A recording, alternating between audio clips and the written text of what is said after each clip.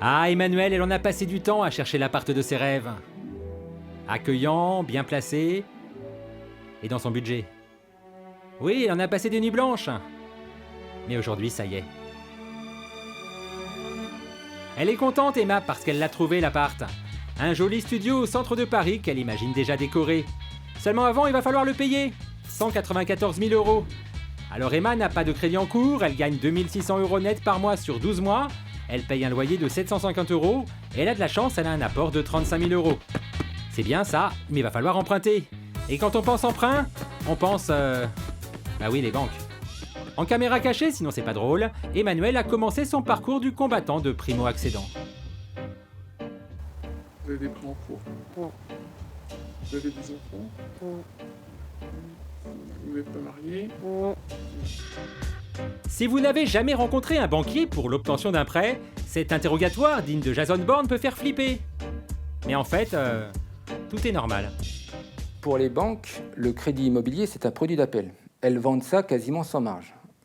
Par conséquent, quand vous signez avec elles, il faudra qu'elles se retrouvent quelque part et vous allez subir un interrogatoire commercial très serré. On n'a pas eu le droit au supplice de la baignoire, mais on n'était pas loin. Là, Emma se dit qu'elle a bien fait de passer voir son banquier. J'espère que si vous venez chez nous, ça va uniquement pas pour un prêt immobilier, mais vraiment pour travailler avec nous, parce que ces conditions-là, on les fait pour nos clients avec qui on travaille. Et j'insiste bien là-dessus, on ne fait pas que du marchand sur du prêt immobilier. Nous, le but, c'est d'avoir la relation bancaire avec vous. Par relation bancaire, entendez, la dame, elle veut les sous d'Emmanuel, tous les sous. Parce que c'est comme ça que la banque pourra vraiment se rémunérer. Une relation bancaire, quoi. Oui, donc ça veut dire qu'il va falloir que je rapatrie mes salaires chez vous. Ah oui. Et nous, on ne recherche pas que vos salaires, on cherche aussi votre épargne, bien sûr. Non seulement vous allez devoir domicilier vos salaires chez elle, c'est la banque qui vous prête à des conditions avantageuses, mais en plus, elle va vous demander de prendre un forfait bancaire, une assurance vie, et parfois, souvent maintenant, une assurance habitation. La bancaire, elle veut donc un engagement sérieux et exclusif. Mais sinon, elle peut avoir son crédit, notre nouvelle recrue, ou pas?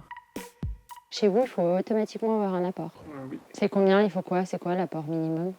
mais c'est vos frais de notaire, vos frais d'agence. D'accord, donc il faut 24 500 d'apport. Ça, c'est classique. La plupart des banques exigent un apport d'au moins 10% de la valeur du bien. Pour le reste... Et il faut être prêt, il faut savoir qu'on sera sous pression si on obtient d'excellentes conditions d'emprunt. À l'issue de ce rendez-vous, la banquière a déjà une proposition. À prendre ou à laisser. On va faire du 879,29 € par mois sur 25 ans. Et là, je fais un taux à 2,65 sur 25 ans. 2,65 Ah, vous êtes au-dessus des banques en ligne. Hein. Vos taux sans négociation, c'est 2,65. Sans négociation, c'est déjà 2,85 sans négociation. Alors... Et sur 20 ans, parce que 25... Non, c'est 25 ans. On fera par en dessous. Oui, parce que sur 25 ans, forcément, le taux sera plus intéressant que sur 20 ans. Pour la banque, s'entend, hein, pas pour vous. Le problème, c'est que ce discours, Emmanuel, elle l'a entendu dans toutes les banques qu'elle a consultées pour son projet. Alors notre primo-accédante, elle a essayé autre chose. Les banques en ligne. Sur 17 ans, 18 ans et 19 ans, on va être à 2% pile. D'accord. Sur 20 ans, on va être à 2,15. De 15, c'est pas mal, mais n'empêche. Emma a cherché encore plus attractif.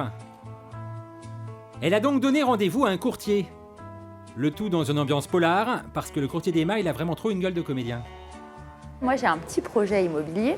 J'ai trouvé un studio qui fait 194 000 €. J'ai 35 000 € d'apport et je gagne 2600 € net par mois. Qu'est-ce que vous me conseillez de faire? Ce que je peux vous conseiller, c'est a priori déjà sur les chiffres que vous me donnez, ça semble tout à fait viable. Maintenant, il faudra que je contrôle l'ensemble de vos documents pour voir si effectivement tout ça correspond. Mais semble-t-il, ça devrait passer sur 20 ans. Bon bah déjà, comparé à la banquière qui nous laissait le choix entre 25 ans ou 25 ans, bah on a progressé. Qu'aujourd'hui, sur 20 ans, avec des taux à 2%, enfin, je vous donne un taux moyen, hein, on peut obtenir mieux. Si vous avez un très bon profil, on pourra descendre peut-être un petit peu. Ah bah oui, on peut toujours regarder le profil d'Emmanuel. Le gauche, le droit. Ouais, ça va. On doit pouvoir emprunter 195 000 à peu près pour 1 000 euros par mois. Donc, vu vos revenus, un petit peu moins, 900 euros, ce serait très bien. Donc, on va être dans la fourchette avec votre rapport donc, comparativement au prix d'achat. Pas dépasser 20 ans, parce que les taux augmentent au-delà de 20 ans. Donc, voilà mon premier conseil. C'est marrant, ça a l'air bien finalement de passer par un courtier. C'est pas ce qu'on nous avait dit. Ce courtier va vous faire la comparaison de toutes les banques, mais c'est pas parce que c'est un courtier qui vient de négocier qu'on lui fera moins cher que par rapport à vous. Et ouais, parole de banquier. Je suis un expert. Moi, je sais que si vous me sollicitez pour un crédit, vous êtes jeune, vous êtes à Paris, vous achetez telle nature de biens. Tout de suite, je sais, dans les 100 banques que j'ai de partenaires, vu la géolocalisation, la nature de votre statut, l'opération que vous réalisez, que les plus opportunes des banques, les mieux placées, sont celle-là, celle-là, celle-là.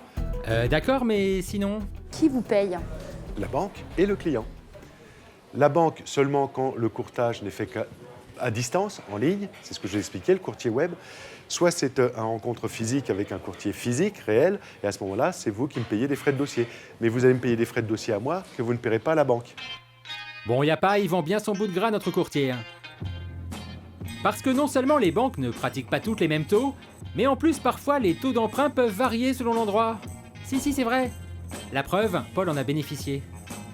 Donc j'ai fait le tour des banques, j'ai pu me rendre compte tout simplement que le taux qui était le plus avantageux sur du long terme, sur un crédit par exemple de 20 ans, c'était dans ma banque historique de Terrasson. Les taux d'intérêt étaient bien plus avantageux dans cette petite banque régionale que toutes les banques parisiennes mis bout à bout, avec un taux de 1,85 sur une durée de 20 ans. Mais pourquoi donc Paul a-t-il bénéficié dans une même banque d'un meilleur taux en province qu'à Paris? Bah oui, pourquoi? Alors, comme nous sommes des banques de plein exercice, totalement autonomes, on décide de fixer nos prix. Et on le fixe de manière totalement libre.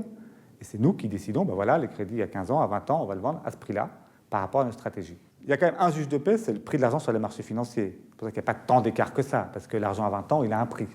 Et après, la caisse régionale, en fonction de différents critères proprement financiers, elle va fixer son prix de vente en réglant le curseur en fonction de ça. D'où l'intérêt de démarcher toutes les banques, ou plus simple de passer par un courtier. Mais il n'y a pas que les taux dans la vie, non, il y a les assurances aussi. Alors donc là, sur ces 879 €, l'assurance, ça me coûte combien? Hors assurance, c'est 839,42 €. Je vous laisse faire les calculs. 40 € donc d'assurance. 40 € par mois, multiplié par 12, multiplié par 25. L'assurance de son prêt ici va lui coûter 12 000 € à Emmanuel.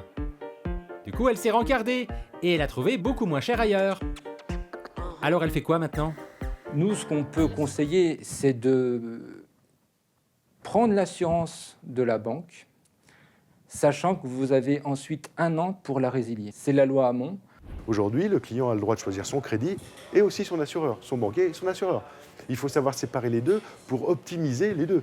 Et donc, notre rôle, encore une fois, rôle de courtier, c'est de négocier pour vous le crédit d'un côté avec un banquier et l'assurance de l'autre côté avec un assureur. Et quand vous êtes jeune, on sait qu'on peut diminuer le coût de l'assurance par 2. Ce n'est pas quantité négligeable quand on sait qu'on a des très bons taux en ce moment. La part d'assurance est très importante. Et sinon, le prêt à taux zéro peut aussi vous être utile pour réaliser vos travaux.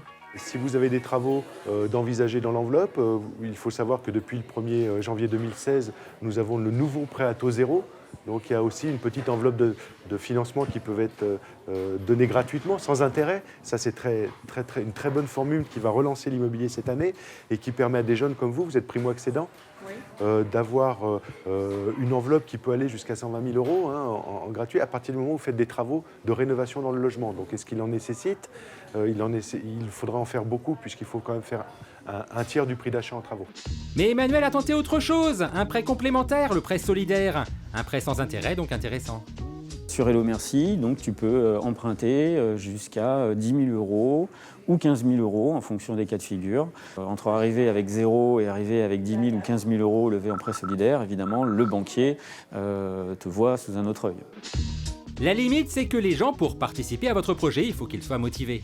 Mais alors, qu'est-ce qui va faire que ces gens-là aient envie de m'aider à acheter mon appartement. Ils sont plutôt dans une démarche solidaire.